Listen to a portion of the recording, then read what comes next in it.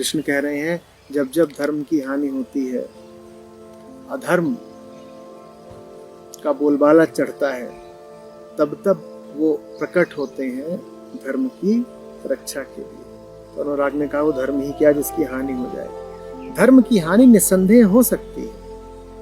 क्यों लग रहा है तुम्हें कि धर्म की हानि नहीं हो सकती? धर्म सत्य थोड़े ही है। सत्य किसी से संबंधित नहीं होता, सत्य स्वयंभू होता है, सत्य असंबद्ध होता है। धर्म जीव के लिए होता है। जीव है तो धर्म है, और जीव को धर्म क्यों चाहिए?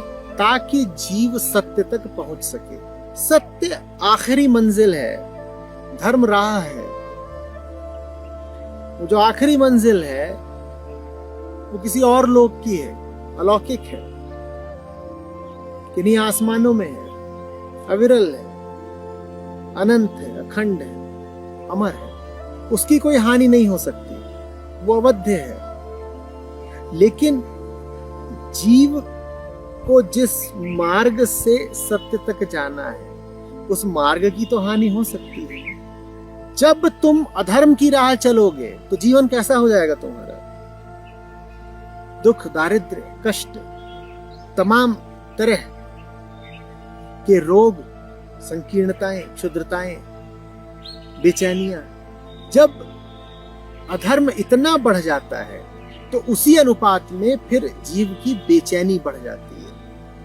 तब विवश होकर जीव को आंख खोलनी ही पड़ती है।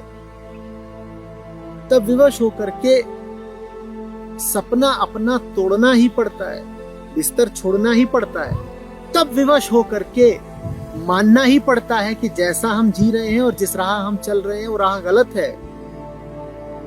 और तब विवश होकर के जीव को सत्य की ओर मुड़ना ही पड़ता है।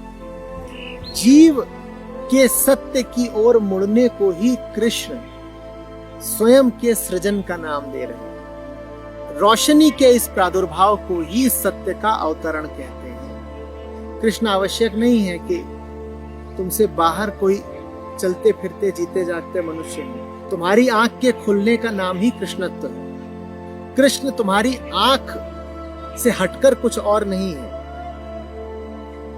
तुम्हारी आंख बंद है तो अधर्म, तुम्हारी आंख खुली है तो कृष्ण।